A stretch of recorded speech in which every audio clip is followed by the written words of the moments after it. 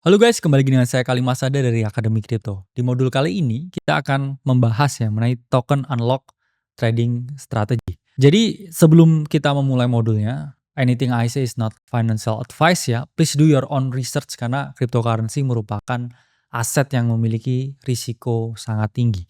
Nah, sebenarnya apa sih token unlock itu? Jadi token unlock itu merupakan suatu sistem, merupakan suatu peristiwa ya, kejadian, di mana token yang sebelumnya ini nggak bisa diperdagangkan ya, ini kemudian akhirnya dibuka ke publik ya, dibuka ke market untuk akhirnya bisa diperdagangkan lagi.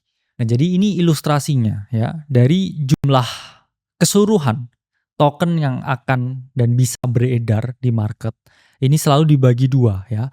Pertama, token yang belum di-unlock ya atau masih lock, dan juga token yang udah di-unlock ya, atau token yang bisa diperdagangkan di market.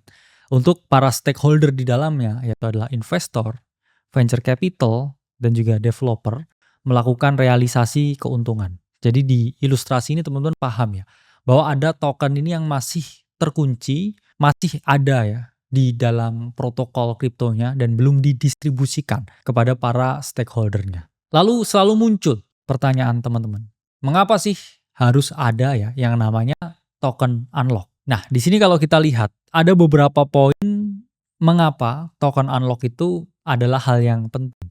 Pertama, ada yang namanya vesting period, kedua adalah pemanfaatan fitur, ketiga kepercayaan investor, dan keempat itu terkait dengan pengendalian inflasi.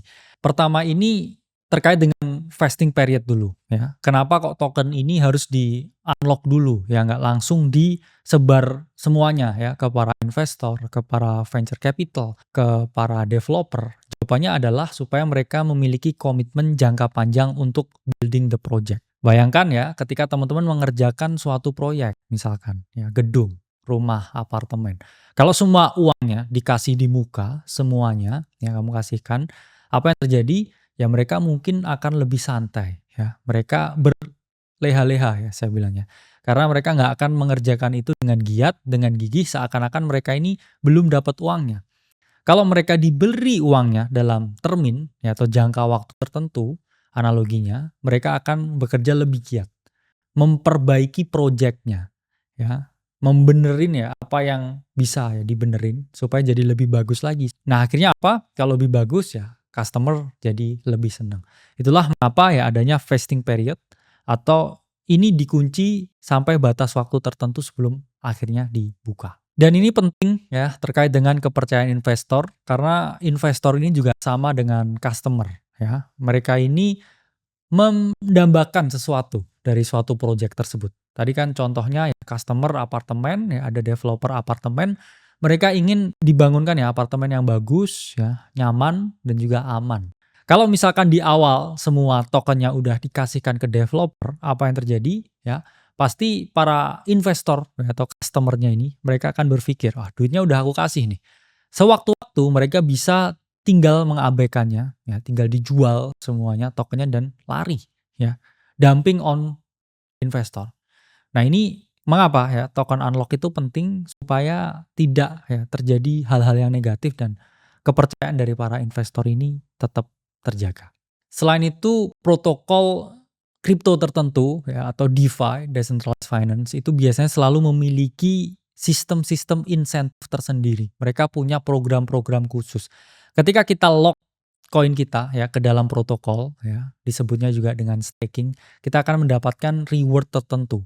Yang mana reward tersebut ya akan kita dapatkan dalam periode tertentu ketika udah di-unlock ya tokennya. Jadi kamu sengaja ya lock koinmu ya ke dalam protokolnya. Nanti kalau itu di-unlock ya kamu dapat reward tertentu ya. Konsepnya ini sama persis seperti kamu menabung di bank. Nah, jadi kita mendapatkan bunga dari token yang kita kunci atau kita lock. Nah, selanjutnya fungsinya token unlock itu adalah pengendalian inflasi. Bayangkan ketika semua token ini udah beredar di pasar. Yang terjadi adalah nilai intrinsiknya ini semakin menurun ya karena banyaknya token yang beredar. Kalau token ini dikunci, ya disembunyikan di suatu tempat sehingga tidak bisa diakses ya oleh orang ya atau para stakeholdernya. Ini membuat nilainya relatif ya lebih tinggi ya, nilai intrinsiknya lebih tinggi dibandingkan ketika semuanya udah unlock, semuanya udah dikeluarin. Token unlock sendiri memiliki ya dan juga mengandung beberapa risiko tersendiri. Di antaranya satu ya terkait dengan exit strategi, dua risiko harga dan juga tiga ya terkait dengan potensi continuation-nya.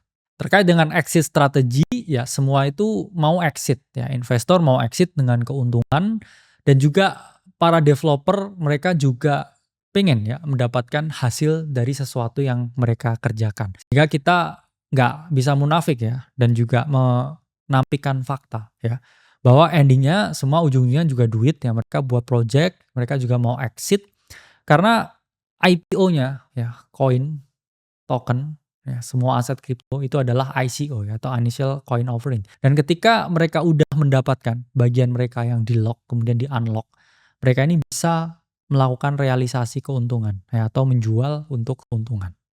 Itulah mengapa ya ketika ada unlock token ya kadang ya ini memang harga ini mengalami penurunan. Kenapa? Karena wah ini ada barang baru nih masuk pasar. Dan logikanya dengan adanya barang baru apa yang mereka lakukan? Ya mereka mau melakukan penjualan. Tapi apakah selalu ya token unlock ini bearish ke harga? Ya nanti akan kita jelaskan ya dalam token unlock trading strategy. Nah, meskipun demikian ya, token unlock ini juga kadang ya ada potensi continuation-nya karena yang saya sebutkan tadi ya, kadang mereka membuat suatu program baru ya, produk baru di mana kita bisa memanfaatkan sesuatu dari ekosistemnya supaya ekosistemnya ini bisa ya berkembang dengan lebih luas lagi, lebih bagus lagi. Dan kita pun juga dalam perspektif trading ya, jual dan beli, kita bisa memanfaatkan ya beberapa strategi tertentu dengan adanya token unlock ini. Selanjutnya kita akan bahas ya jenis-jenis token unlock